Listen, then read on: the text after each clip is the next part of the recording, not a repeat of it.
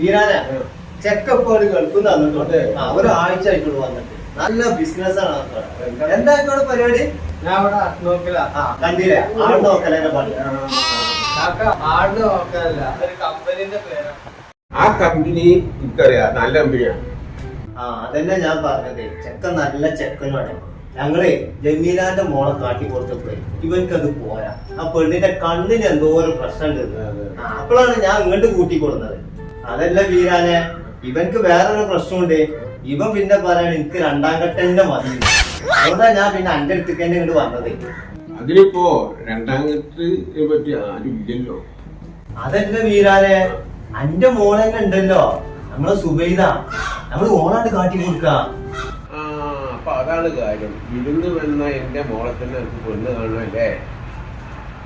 എത്ര വീരാനെ ഒന്നും പറയാത്ത ഇജത്തെ മേപ്പെട്ട് നിങ്ങൾ നോക്കിയിരിക്കണേ. ഇത് ഓണാണ്ട് വിളിച്ചേ. എന്നാ ഞാൻ അവളെ വിളിക്കട്ടെ.